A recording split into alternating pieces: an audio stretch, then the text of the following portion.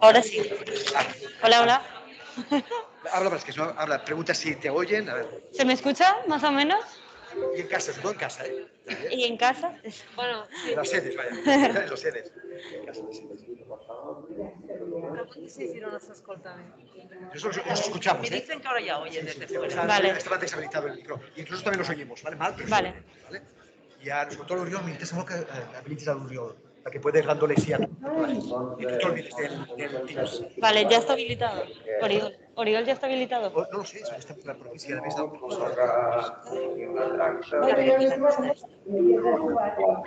Oriol, mira. Oriol, mira, no. Sí, ya está. Sí. Vale. Escucha conmigo que me dices. Y te olvides del... Un moment, Ya, un perdona, moment. me dices el Teams. Un moment, que li dic a la gent. Estoy controlando todo desde arriba. Vale, Vale. vale. Pues el Teams, proceda. Vale. Se encargado. Des de la pandèmia ha costat, a vegades hem tingut 15, 16, en tenim 11, està molt bé. Com sempre, baixes el Covid d'última hora, però... Sí, sí, tenim un centenar, és la seu més multitudinària de tot Catalunya. Es fan avui totes, no? Totes. Els exàmens mateix a tot arreu. La prova pràctica l'hem preparat nosaltres des d'aquí. L'adopció de la Palma, tota la prova pràctica va de volcans d'aquest any.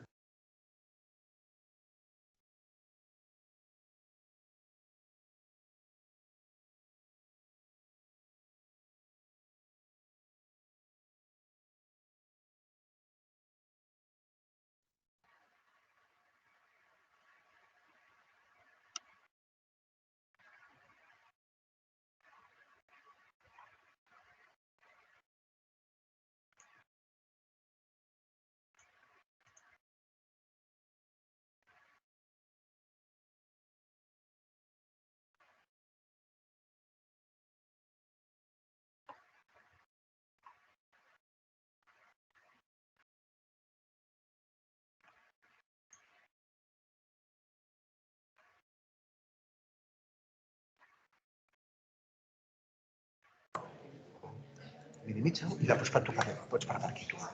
¿Y tú? Ahí está. Te acuerdas de escribir si quieres. Sí. Abajo sale un lapicito y tú escribes lo que quieras. Sí, sí. Vale, pues ya está. Vale. Hola a tothom. S'escolta bé? Anem a començar. Gràcies a tots per ser aquí, no només els que estem aquí presencialment, a la UB, sinó també a totes les seus de Girona, Tarragona, tenim a l'Autònoma i a la Universitat de Manresa, a la Politècnica, connectats. Lleida ens han demanat la gravació del vídeo perquè com que Lleida és molt gran i havien de marxar els alumnes, doncs no s'han pogut connectar en directe, però en qualsevol cas estan molt ansioses per poder veure la conferència d'avui que ens farà la Olaya Dorado, vulcanòloga, doctoranda, si no m'equivoco, aquí mateix a la UB. I en el CSIC. I el CSIC. Sí. I a més, amb una conta de divulgació de geologia fantàstica, és com jo la vaig conèixer i us recomano a tots seguir-la. Si en algun moment abans de començar o després busqueu a Insta, xarxes o Macmamia, és genial, d'acord? Us ho dic. I ja està. Moltíssimes gràcies per acceptar fer aquesta xerrada avui aquí, perquè estic segur que tots la podem gaudir. Només un aspecte tècnic pels que estem a fora, els Olímpics estem connectats pel WhatsApp, ja ho sabeu, si hi ha algun problema d'àudio, d'imatge o el que sigui, ens escrivim a les diferents seus i ja està, perquè ara sí que el Teams, preguntes que puguin sortir les enviarem pel xat, que segur que ens podrem organitzar millor després, d'acord? Ja està, moltíssimes gràcies, Olaya, endavant. Muchas gracias a ti y a todos los que me habéis invitado. Bueno, pues bienvenidos a esta charla del final de la Olimpiada de Geología. Espero que os la hayáis pasado súper bien. Yo también fui cuando estaba estudiando y la verdad es que es una experiencia súper buena. Esta presentación la hemos preparado entre Meritxell Aulinas, que era la profesora que os iba a dar la charla hoy en principio, pero al final no ha podido venir, y yo. Así que, bueno, espero que os guste. Como no puede ser de otra forma, vamos a hablar de la erupción de La Palma, que ha sido el evento geológico del año aquí en España. Así que, bueno, ya vamos.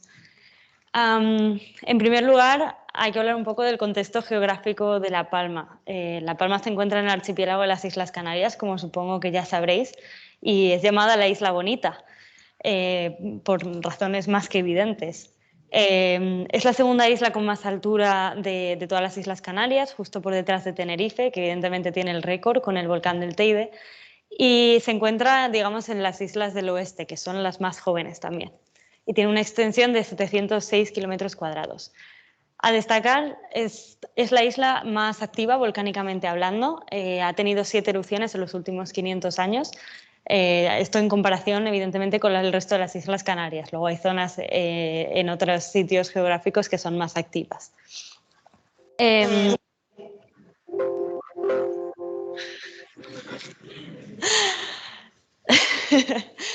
Bueno, perdón. El contexto geográfico.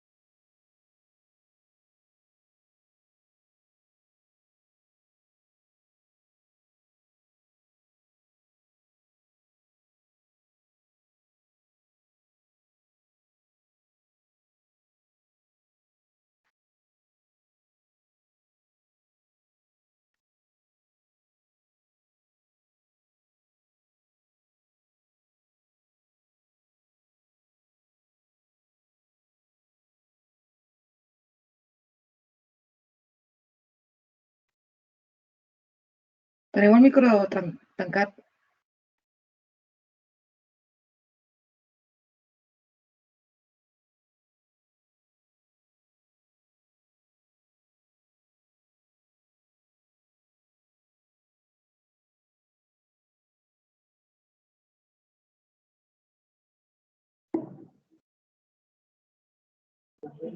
Sí, espera un moment.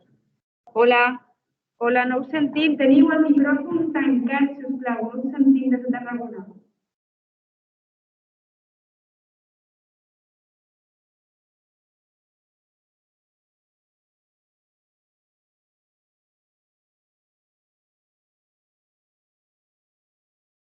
No s'escolta, Disculpeu, que quan entra gent els hem silenciat a tots i no hem pogut tornar a activar el micro de la Laia. Quan entri nova gent intentarem silenciar-los un per un perquè no ens torni a passar. Disculpeu les molèsties. Seguim. Bueno, como iba diciendo, el Holoceno es la última era geológica, es donde nos encontramos ahora, fundamentalmente, y sí que ha habido actividad volcánica en todas las Islas Canarias, excepto en La Gomera, pero sí que tenemos actividad tanto en Lanzarote como en Fuerteventura. De hecho, allí fue donde...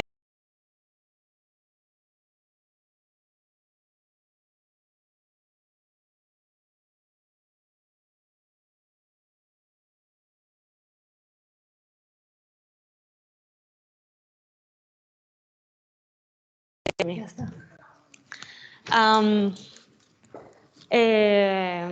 Se me va la pipa. Nada. Entonces surgió otra teoría para intentar explicar estas, digamos, cosas diferentes que tienen las Islas Canarias a un punto caliente, y surgió una teoría que relacionaba el vulcanismo en las Islas Canarias con la tectónica del Atlas, que es una cordillera que hay en el norte de Marruecos. Y se pensaba pues, que quizá esas fracturas eran las que condicionaban que hubiera vulcanismo en las Islas Canarias. Pero esa teoría por sí sola tampoco explica todas las cosas que hay en las Islas Canarias. Así que al final hay personas que apuestan porque sea una hipótesis mixta, ¿no? Que haya tanto una pluma mantélica como una serie de fracturas relacionadas con el Atlas que ayudan a que haya estos volcanes y que transmiten el magma por todas las islas, y por eso tenemos vulcanismo en todas las islas. Pero realmente todavía se sigue estudiando, todavía no podemos decir una solución de sí, es un punto caliente seguro o no, no es un punto caliente, porque todavía hay muchas cosas que nos quedan por saber. Ahora no funciona el puntero.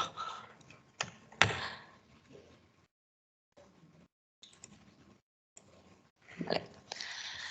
Entonces, en cuanto al contexto geológico de La Palma, lo mejor que podemos hacer es mirar, como siempre, los mapas geológicos.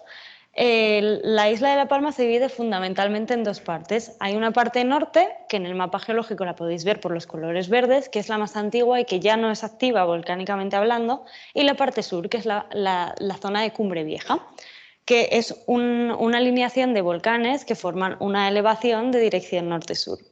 La isla de La Palma empezó a crecer, bueno, primero, como todas las islas volcánicas, como un volcán submarino, y después se formaron varios volcanes en escudo, como los del Hawái.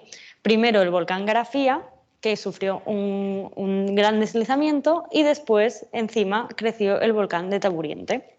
Entre medias creció un pequeño volcán, estratovolcán, que es el volcán Vejenado, pero que no llegó a alcanzar, digamos, tanta altura como otros estratovolcanes que hay en otras islas, como por ejemplo el Teide en Tenerife. Entonces, desde hace 150.000 años, el magmatismo se concentró fundamentalmente en el sur de la isla, que es donde ahora tenemos las erupciones, que es en la Cumbre Vieja.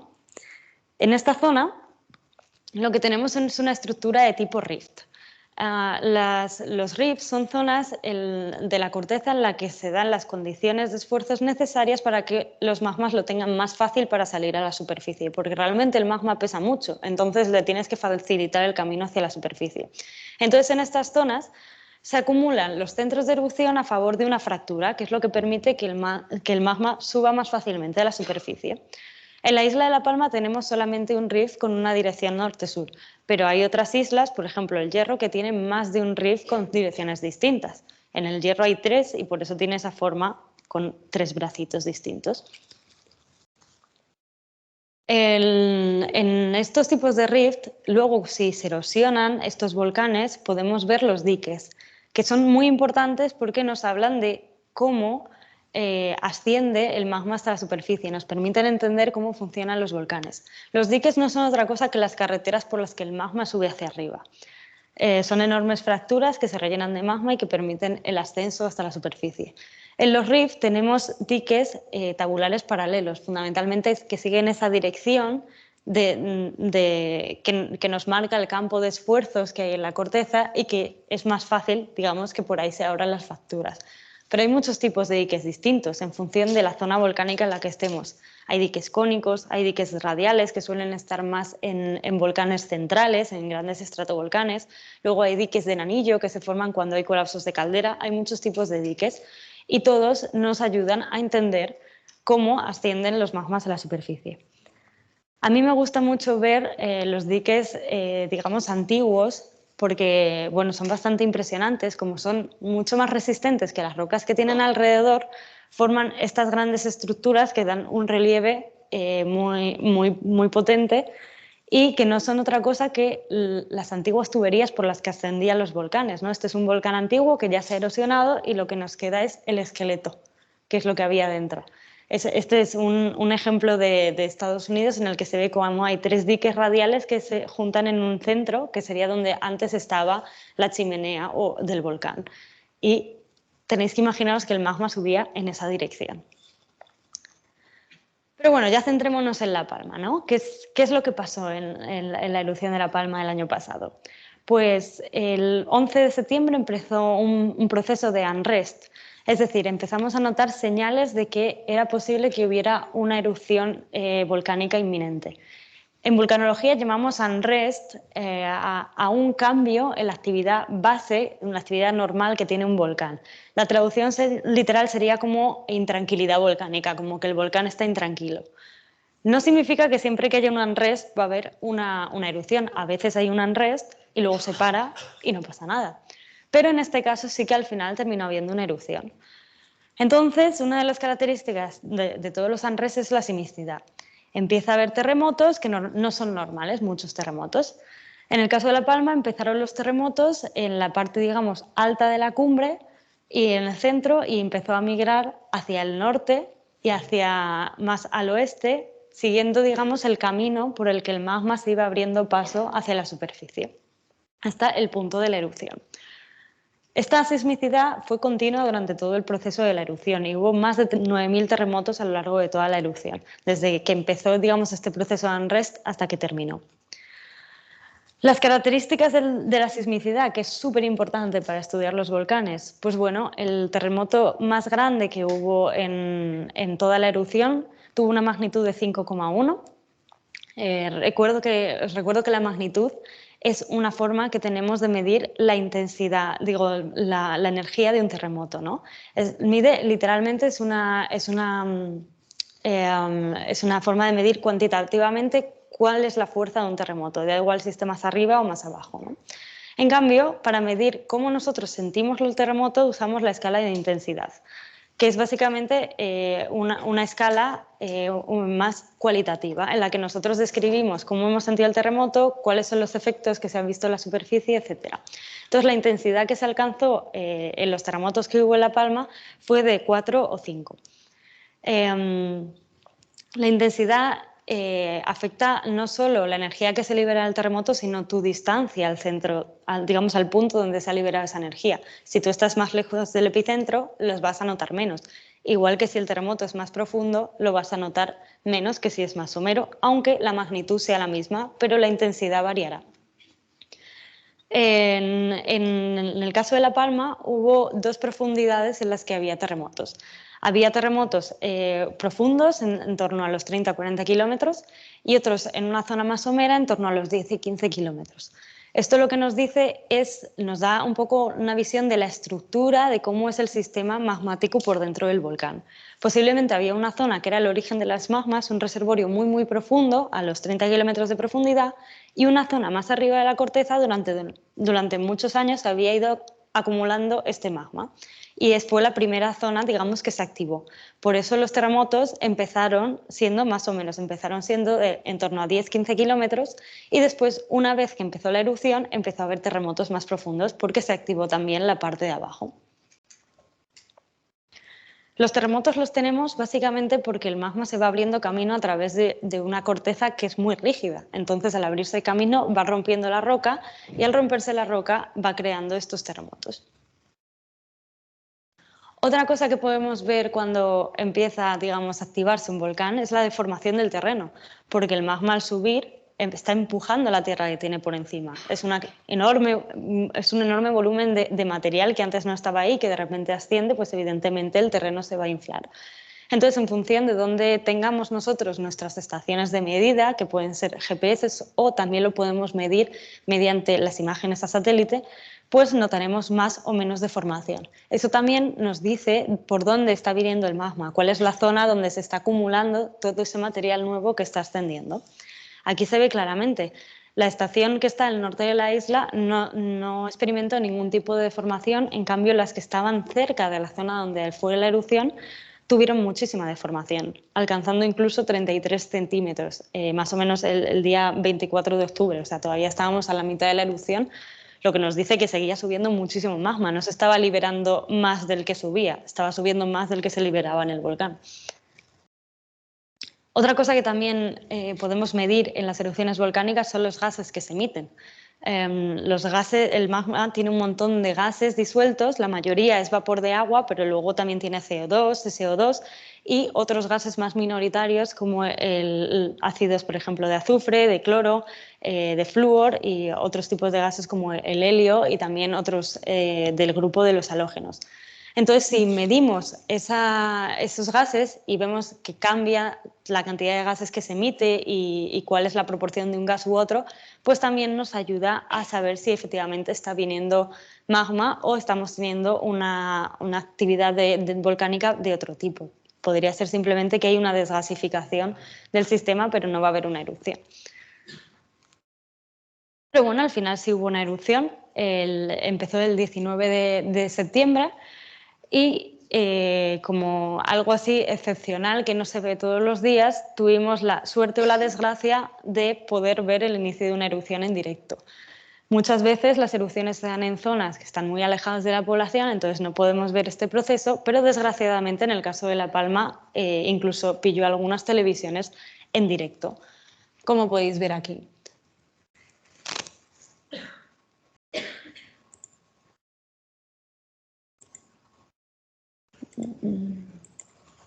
A ver, ¿cómo pongo el...? Ahí ya está.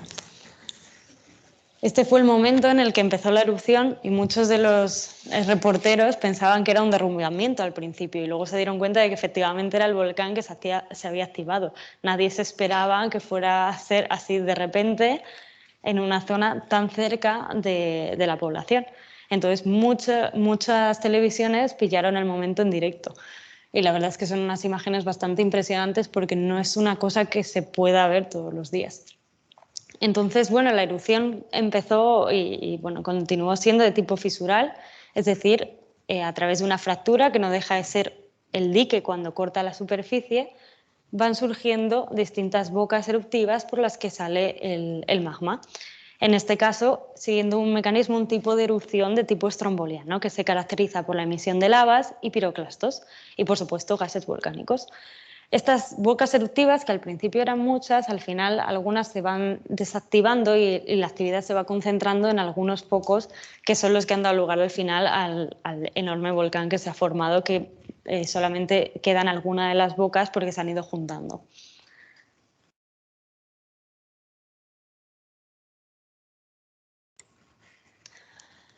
Pero ¿cómo medimos la magnitud de las erupciones, ¿no? Si son más grandes o más pequeñas?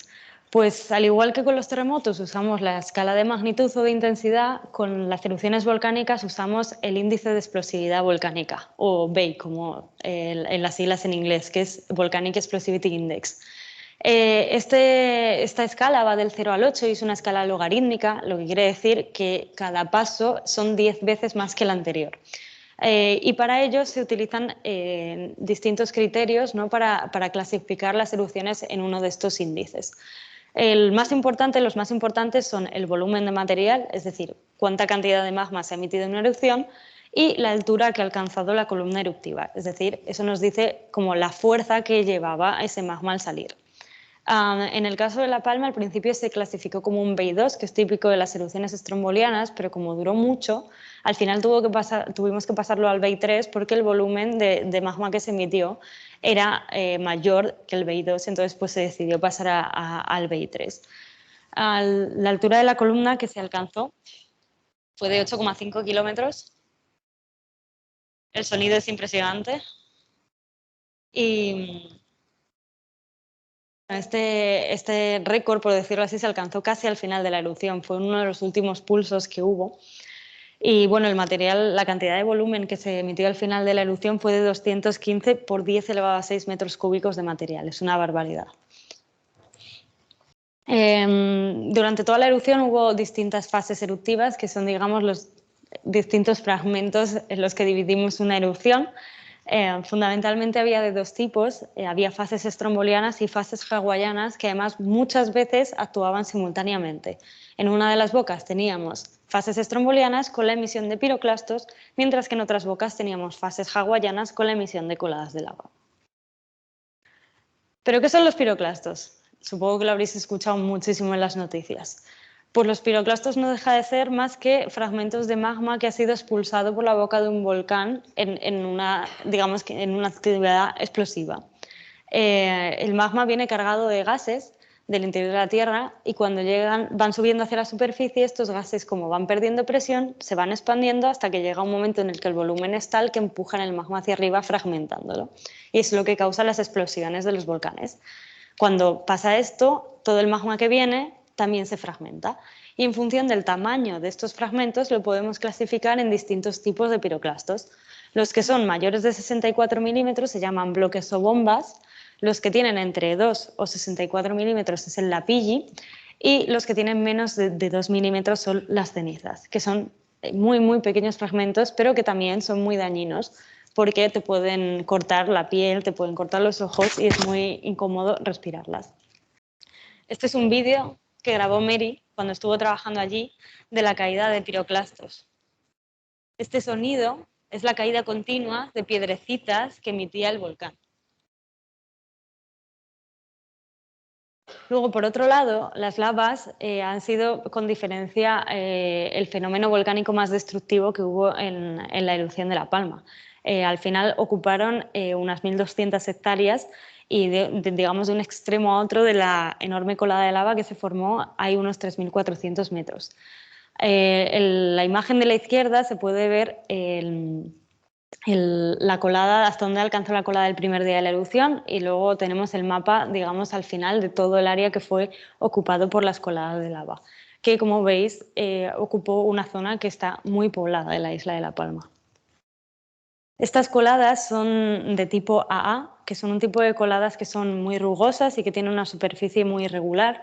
En las Islas Canarias a este tipo de lavas muchas veces se les llama mal país porque es muy difícil caminar sobre ellas, porque son enormes bloques que además son muy irregulares y tienen los vértices muy, muy afilados, entonces es muy difícil caminar por ellos, es muy difícil luego, por ejemplo, volver a construir encima. De hecho, no se va a poder hacer en la zona donde ha sido afectada por la erupción. Estas lavas, además, cuando llegan a zonas más planas, se mueven muy lentamente. O sea, son una enorme pared de roca que se mueve muy, muy, muy despacio, pero que se lo va tragando todo porque es como una enorme mole que va avanzando muy lentamente, pero no se para. Esta lava llegó al mar y formó, como sabéis, un delta de lava. La isla básicamente ha crecido. Hemos podido ver un proceso típico de las islas volcánicas, que es como estas poco a poco se van haciendo más grandes. Pues la lava va llegando al mar, se va solidificando y va haciendo la isla cada vez más grande.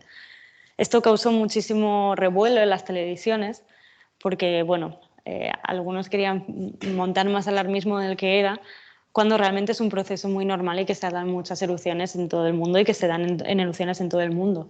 El único problema que hay es si te acercas, porque la lava al llegar al mar evidentemente se enfría muy rápidamente y puede dar lugar a erupciones.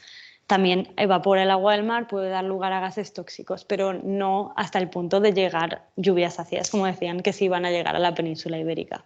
es un problema, digamos, local y que tenemos que tener cuidado y no ir a verlo con los barcos. Esa era la razón por la que siempre había un perímetro de seguridad para que la gente no se acercase. Pero no es un fenómeno raro ni es un fenómeno que deba asustarnos más que toda la erupción en sí, que ya es de por sí peligrosa. Aquí tenemos varios vídeos de distintos procesos que se pudieron ver durante la erupción y que se pudieron estudiar. Aquí es un vídeo en dron de esta fajana, de este delta de lava que se formó, que parece que ya está solidificado, pero si veis la cámara térmica realmente sigue caliente por dentro. Y esto es porque el magma sigue fluyendo a través de tubos de lava y sigue llegando al mar, pero a través de estos tubos de lava. También se ven las pequeñas nubecitas de humo que se forma cuando este magma muy caliente va evaporando el agua del mar. Aquí se ve cómo la colada de lava llegó a este acantilado y fue cayendo sobre él y cada vez abriéndose camino más y más en el mar hasta formar pues, como un delta, como el delta del Ebro, pero con lava. También se formaron lavas almohadilladas. A ver si me deja darle.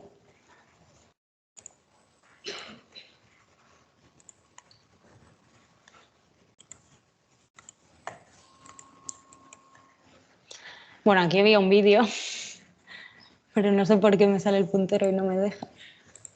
Ahí.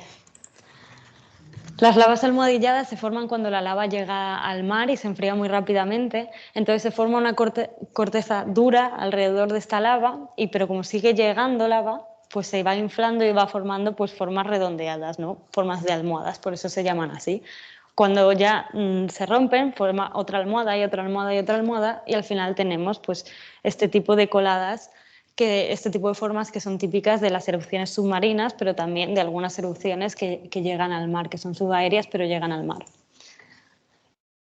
Y también se vieron bloques erráticos sobre la lava. Los bloques erráticos son fragmentos del propio edificio volcánico, o sea, del volcán que se está formando, que se desprenden porque son muy inestables y son arrastrados por las coladas de lava en momentos donde hay una mayor emisión de coladas.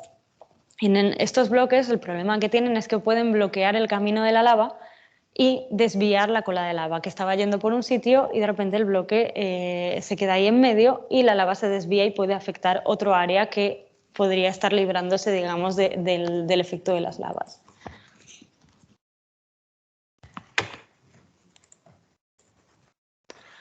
La otra cara de la erupción es, por supuesto, la crisis volcánica, que ya lo he ido mencionando a lo largo de toda la presentación. Al final, los volcanes bueno, son un fenómeno impresionante, pero cuando lo ves en zonas no pobladas. Cuando lo ves en zonas pobladas, pues se convierte evidentemente en una catástrofe. En el caso de La Palma, como se dio en una de las zonas más pobladas de la isla, esta erupción conllevó la evacuación de más de 7.000 personas.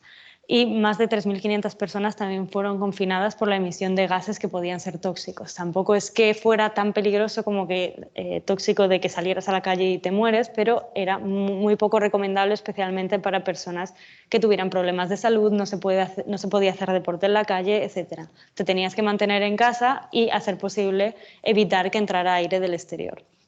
Luego también afectó como era una zona muy plana, el Valle de Aridane es una de las zonas más planas de la isla, ha afectado a muchísimas áreas de cultivo, a 1.200 hectáreas de cultivos que no se van a poder recuperar.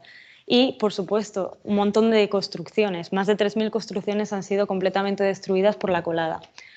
Y lo que queda, porque no solo son las que han sido totalmente sepultadas por las coladas, sino todas aquellas casas y construcciones que han sido medio enterradas en la pilli. Muchas de ellas seguramente hayan sufrido daños en la estructura debido al enorme peso que la pilli ejerce sobre el tejado de las casas, porque realmente es una roca muy densa, no es como nieve. Entonces, todo ese peso puede llegar a hacer que los tejados se vengan abajo. Y, por supuesto, limpiarlo pues conlleva un esfuerzo muy grande. También el problema de las comunicaciones. Todo esto conlleva que las carreteras se han cortado y la comunicación entre el norte y el sur de la isla por la parte oeste de La Palma se ha habido afectada. Entonces, bueno, son un montón de problemas logísticos que sobre todo lo ponían muy difícil a la hora de ayudar en la gestión de la emergencia, que es la otra cara, ¿no? ¿Cómo gestionas una emergencia de este tipo? Pues en España tenemos el Plan de Emergencias Volcánicas de Canarias, que es el PEVOLCA, que está formado por una serie de personas, unos comités, que se coordinan entre sí para controlar, digamos, todos los aspectos de una erupción volcánica. Tienen un comité de dirección, que es el que se encarga de organizar todo en general, comité asesor, gabinete de información, es decir, cómo se transmite esta información a los medios de comunicación, sobre todo el comité científico, que es el que se encarga todos los días de dar el parte de cómo está evolucionando el proceso volcánico. Y luego, por supuesto, lo más importante es la coordinación con los equipos de emergencia, en este caso el 112, que son los que se encargan al final de trabajar sobre el terreno y evitar que sucedan daños mayores a la población. Los que coordinan toda la evacuación, los que coordinan la gestión de los recursos de cara a las personas que han sido evacuadas, los que dan asistencia sanitaria en el caso de que alguien lo necesite, etc. Entonces, bueno, con esto termino la presentación de hoy. La erupción terminó el 13 de diciembre y se unió a las erupciones históricas de la isla de La Palma, con un récord que fue, aunque no se ve aquí, porque está esto, ha sido la erupción más larga de la historia de La Palma, con 85 días. Lo normal es que estas erupciones en La Palma duraban en torno a un mes y esta duró casi 3, batiendo récords. Pero bueno, es lo que tienen los volcanes, aunque siempre suelen repetirse más o menos los mismos patrones, pero a veces nos sorprende, que es lo que pasó en la erupción de La Palma. Así que bueno, espero que os haya gustado. Muchas gracias.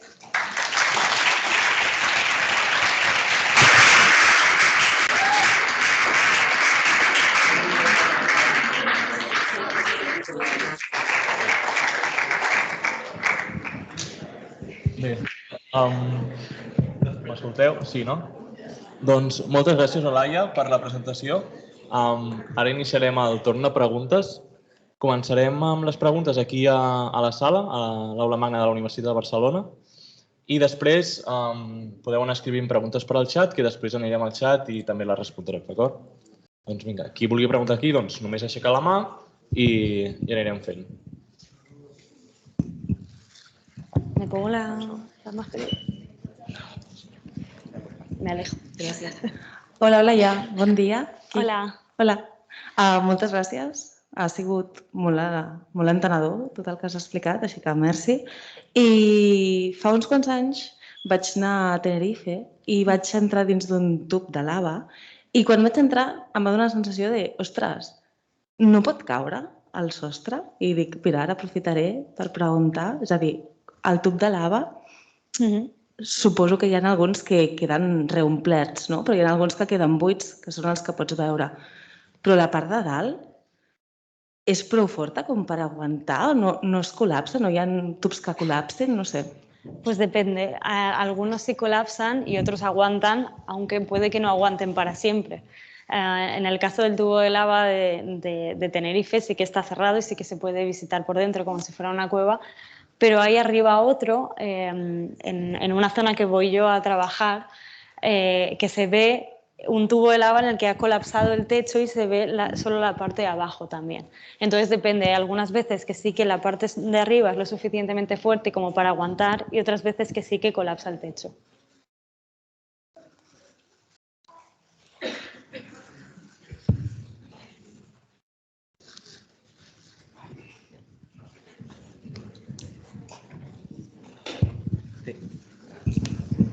Hola, Olaia, muchas gracias. Gracias por esta presentación magnífica, no solo por los contenidos que nos has mostrado, sino también por todos estos dibujos que te curras y que son espectaculares y que hacen que la geología y el conocimiento geológico todavía sea más fácil de entender.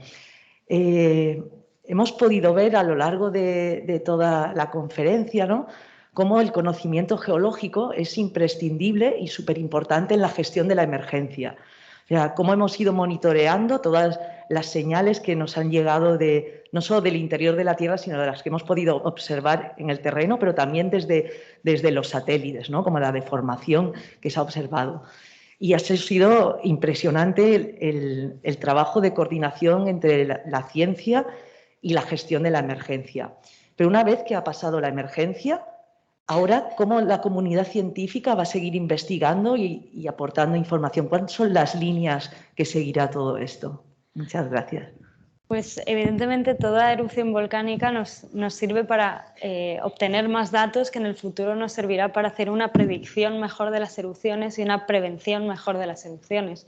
Ahora queda analizar no solo los datos que nos han servido día a día pues, para hacer los informes de seguimiento y coordinar la emergencia, ahora todo eso, una cantidad de datos enorme, se usará para estudiar todo el proceso, para entender mejor cómo es el sistema magmático de La Palma. También para la próxima vez que haya un ANRES para poder identificar mejor las señales, porque al final son patrones que se repiten, entonces si los analizas bien pueden ayudarte después a interpretar mucho mejor cómo funciona el volcán y por lo tanto a prevenir mejor lo que va a pasar. También modelizar los tipos de erupciones. Para esta erupción se hizo igual que se hizo también en Islandia y en otros sitios. Ahora mismo tenemos ya software de probabilidad que a partir de la geología, de lo que conocemos de la geología y de las señales sísmicas y de formación, te va diciendo cuál es la zona más probable en la que se va a dar la erupción. Y en el caso de La Palma, yo no lo vi porque yo no trabajo en La Palma, pero me han dicho que acertaron el sitio de la erupción por 500 metros de error. Entonces, todo esto también nos sirve para mejorar esos modelos y que en el futuro las predicciones sean muchísimo más fiables.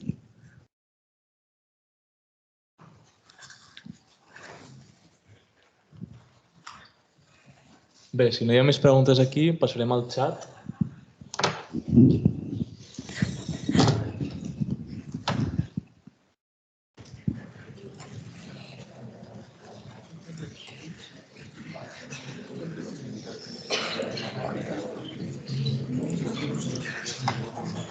¿Te acuerdas que saliste de plan? Esta es la línea. Vale. ¿Vale esto? Doncs bé, la Judit Castellà pregunta jo hi vaig estar a l'octubre, em va sorprendre que no feia l'olor a sofre característic de les àrees volcàniques.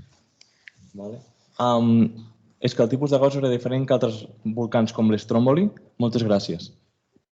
Pues realmente sí que olía a azufre.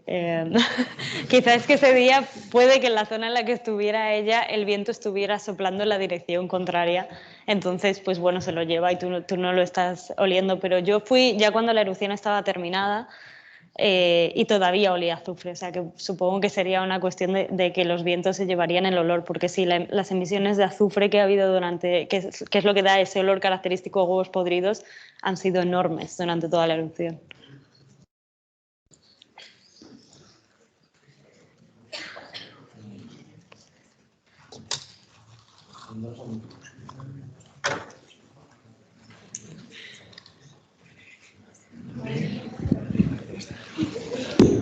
Vale. Bé, jo sí que tinc una pregunta també. Quan feies referència als terratrèmols que es van registrar, que hi havia com dues profunditats a 30 quilòmetres, a uns 10, 12, 15 quilòmetres i després ja potser més superficials. Tenint en compte que es tracta d'una litosfera o una escorça oceànica, en el qual el gruix no deu ser major que uns 15 a 20 quilòmetres, a quin límit o a quina zona creus que es deuen els terratrèmols més profunds? A una zona de més límit litosfera-mantell o simplement és una zona del mantell que hi havia la càmera i llavors es van registrar ja els terratrèmols simplement perquè sortia el magma? Per què creus que va haver terratrèmols allà? Pues yo es algo que también me he preguntado, no estudio esa zona, entonces no lo sé con seguridad, porque realmente los grandes límites, el límite de la corteza está más arriba. Yo creo que será simplemente el límite, quizá lo que tú dices de la litosfera mantélica, la parte del manto que es superior, que es más rígida, posiblemente sea esta zona que separa, bueno, es una barrera física al final en el que los magmas se quedan ahí acumulados, posiblemente, pero tampoco lo sé con seguridad. Son Bueno, gràcies. Imaginaciones mías. I jo sí, faig una última pregunta. Aprofito per dir que aprofiteu a fer una pregunta a l'Olaia, perquè és una doctorant d'aquí, té molta experiència en divulgació i vulcanologia i jo crec que és una magnífica oportunitat perquè la m'atraieu a preguntes, si voleu. I una altra pregunta en quant a la teva faceta de divulgadora científica, més que també com a vulcanòloga, però divulgadora. Et volia preguntar per què vas començar la divulgació, com és que t'agrada tant i si algú dels presents vol ser divulgador, li agrada molt i vol divulgar les ciències de la Terra no només a alumnes, sinó també potser a gent més gran. Quin és el camí que tu vas prendre i que potser recomanaries per totes aquestes persones? Pues a ver, yo empecé un poco a divulgar porque me gusta hablar de geología. O sea, yo cuando estudié la carrera me encantó y ya no solo los volcanes que siempre me habían interesado, sino en general todo lo de la carrera de geología me parece fantástico. Las salidas de campo, las estructuras, tanto tectónicas como sedimentarias, los fósiles. Es que al final la geología te habla de la historia de la Tierra, es la forma de leer la historia de la Tierra a través de las rocas, es la única forma que tenemos de saber lo que pasó en el pasado, porque nadie estuvo allí para verlo. Entonces me apasiona y siempre me había gustado mucho hablar de geología. Y bueno, siempre había tenido en la cabeza la idea de hacer un Instagram de divulgación que uniera fotos con explicaciones geológicas. Al final terminó siendo más de explicar conceptos, más con esquemas y dibujos, pero bueno, al final cosas que te lleva la vida. Y fue un poco por puro entretenimiento mío, o sea, porque a mí me apetecía hacerlo y a la gente le terminó gustando y en esas estamos. Pero no tenía no tenía ningún plan. Simplemente ha salido bien y me gusta y me entretiene. Y la verdad es que es lo que me gusta más ser divulgadora que investigar al final, porque ves de verdad que llega a la gente. Entonces, pues bueno, es muy bonito tener las dos facetas. Y sí, la segunda pregunta, si alguien quiere dedicarse a ello, recomiendo lo que yo. Empieza a hacer lo que te gusta, contar lo que te gusta y seguro que hay alguien al que le interesa, al final. Moltes gràcies. Veig que hi ha una altra pregunta online. Diu, si los indicios de que va a haber una erupción volcánica son los temblores del suelo, ¿cómo es la señal que indica que se ha apagado y o se va a parar? Pues buena pregunta. No hay ninguna señal realmente que nos diga esto se acabó y no va a volver a activarse. Esa es la dificultad un poco de decir que una erupción ha acabado, ¿no? Hay que tener mucho cuidado a la hora de dar por declarada una erupción por terminada, porque a veces te sorprende y está durante 2 o 3 meses sin hacer nada, el volcán totalmente quieto y luego vuelve a activarse. Eso ha pasado alguna vez, incluso en Tenerife pasó con 1 año de diferencia. Hubo una erupción en el 1704, en una fractura también, se paró. Y al año siguiente, en esa misma fractura, pero un poco más para el norte volvió a hacer erupción, pero realmente era el mismo proceso, era la misma inyección de magma. Entonces, bueno, al final tienes que tomar la decisión en base a los umbrales, ¿no? Nosotros, lo que he dicho antes, hay un umbral normal de actividad que tiene el volcán y cuando se supera ese umbral, pues es cuando tienes que empezar a preocuparte, pues lo mismo al contrario, ¿no? Cuando todas las señales vuelven a bajar de ese umbral, pues ya puedes considerar que la erupción ha terminado, pero hay que seguir vigilando el volcán, no vaya a ser que nos pegue un susto sin querer. Molt bé, doncs... espera, que fa una altra pregunta. ¿Se podría crear un tsunami si se crearan más Islas Canarias? ¿Cómo se creó el tsunami cuando entró en erupción el volcán en Tonga? Pues en las islas volcánicas suelen ser normal que se desencadenen tsunamis porque hay deslizamientos de los volcanes hacia, digamos, una parte del volcán se cae hacia el mar. Eso ha pasado mucho en las Islas Canarias. No mucho, no es algo súper común que vaya a pasar todos los días, pero en Tenerife ha habido varios, ha habido como 3 o 4 a lo largo de toda la historia de Tenerife y en La Palma también ha habido 2 o 3, si no me equivoco. y también en el Hierro y en el resto de islas. Esto es muy común porque las islas volcánicas son muy empinadas y son materiales muy inestables, entonces las erupciones pueden desencadenar, digamos, que una parte del edificio volcánico se caiga hacia el mar y dé lugar a un tsunami. Pero no es porque se forme una nueva, es un proceso normal. Los volcanes crecen y se destruyen, crecen y se destruyen. Pero esto sucede cada muchos miles de años. Entonces no es un peligro, digamos, que haya que estar muy preocupado por ello de forma continua. En el caso de la erupción del Tonga fue porque fue una erupción hidromagmática, es decir, interaccionó el magma con el agua del mar, y eso es exactamente el mismo proceso que si tú echas agua en una olla de aceite hirviendo. Pues explota, pero a lo bestia. En una erupción volcánica es el mismo proceso, pero a lo bestia. El agua se evapora tan rápidamente que se expande muy rápido y crea una explosión muchísimo más grande. Y esa explosión en el volcán del Tonga fue lo que dio lugar al tsunami. No fue un deslizamiento, sino fue la explosión de esta erupción enorme que hubo debido a la interacción del magma con el agua del mar. Molt bé, moltes gràcies.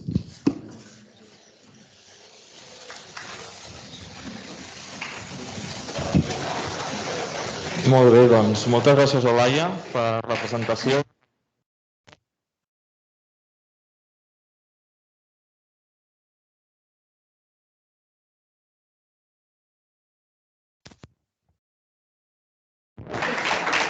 Gracias a vosotros y espero que estudiéis todos geología, ¿eh? I dono pas.